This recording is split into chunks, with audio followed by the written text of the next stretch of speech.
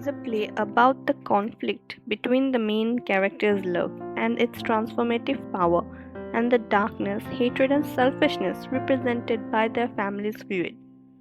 The two teenage lovers, Romeo and Juliet, fall in love the first time they see each other, but their family's feud requires they remain enemies. Over the course of the play, the lovers' powerful desires directly clash with their families' equally powerful hatred of each other. Initially, we may expect that the lovers will prove the unifying force that unites the families. Were the play a comedy, the families would see the light of reason and resolve their feud. Romeo and Juliet would have a public wedding, and everyone would live happily ever after. But the Montague-Capulet feud is too powerful for the lovers to overcome. The world of the play is an imperfect place, where freedom from everything except pure love is an unrealistic goal. Ultimately, the character's love does resolve the feud, but at a price of their lives. Romeo and Juliet begin the play trapped by their social roles. Romeo is a young man who is expected to chase women, but he has chosen Rosalind, who has sworn to remain a virgin. The way Romeo speaks about Rosalind suggests he is playing a role rather than true feeling. Overpowering emotions. He expresses his frustration in a cliche that makes his cousin Benvolio laugh at him. Romeo is also expected to be excited by the feud with the Capulets, but Romeo finds the feud as miserable as his love. Oh, brawling love, oh, loving hate. When we meet Juliet, she is in her bedroom, physically trapped between her nurse and her mother. As a young woman, her role is to obediently wait for her parents to marry her to someone. When her mother announces that Paris will be Juliet's future husband, Juliet's response is obedient but unenthusiastic. I will look to like if looking liking move.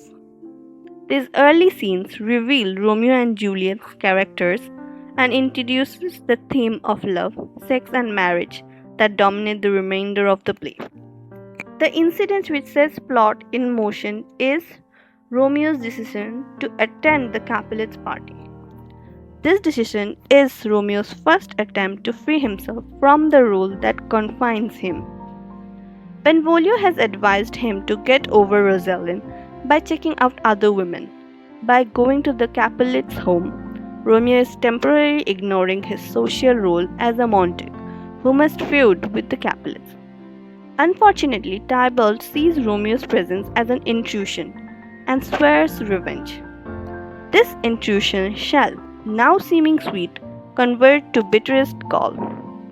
Tybalt's anger raises the stakes for Romeo's presence at the party and foreshadows their eventual duel. In the very next line after Tybalt's exit, Romeo and Juliet meet. Now Romeo has equally high stakes for staying at the party as for leaving. If he stays, he risks Tybalt's further wrath. But if he leaves, he won't get to spend more time with Juliet. He risks his life for love, establishing the high stakes of the lovers' relationship. When Romeo and Juliet talk, they reinforce the extraordinariness of their new love by using the religious language of pilgrims, saints, and prayers, suggesting their love will escape earthly limitation. After the party, Romeo returns to find Juliet. Their love gives both lovers a sense of freedom. Romeo feels like he is flying with love's light wings. Juliet feels that her love is as boundless as the sea. She believes that love can liberate them both from their families. Be but sworn, my love, and I will no longer be a Capulet. In the next scene, we meet Farrier Lawrence, who reminds us that however good something seems, it can never be entirely untainted by evil.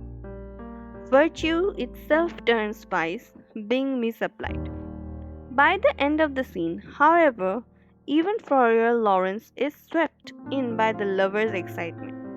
He believes their love can end the Montague-Capulet feud, and he agrees to marry them. The next few scenes are more like a Shakespearean comedy than a tragedy. Mercutio and the nurse make bawdy jokes. Romeo and Juliet come up with a cunning plan to get married under their parents' nose. It seems as if the feud between their families really might end. At the end, the two lovers marry. No sooner are the lovers happily married, the play shifts from comedy to tragedy. Tybalt still seeks revenge for Romeo's decision to attend the Capulets' ball. Romeo, believing himself freed from the feud by his secret marriage to Juliet, refuses to fight Tybalt. But Romeo's freedom is an illusion. Tybalt provokes Mercutio, and Mercutio challenges him. They fight, and Mercutio dies. Now Romeo's duty to his new in-laws, the Capulets, comes in conflict with his duty to avenge his friend's death.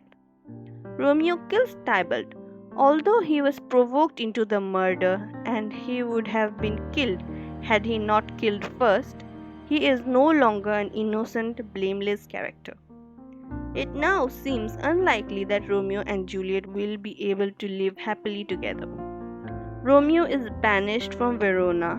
Before he leaves, he and Juliet spend their first and last night together.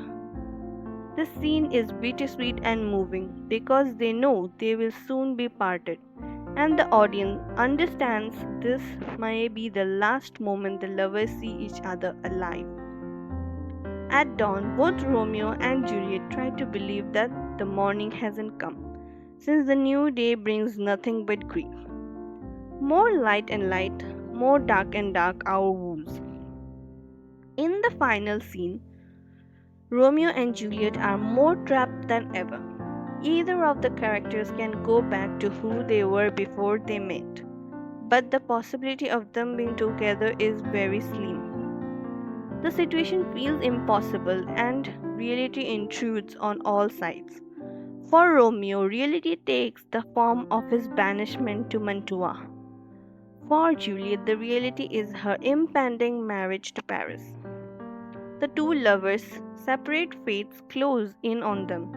In a desperate attempt to escape her marriage to Paris, Juliet fakes her own death using a sleeping potion given to her by Flora Lawrence.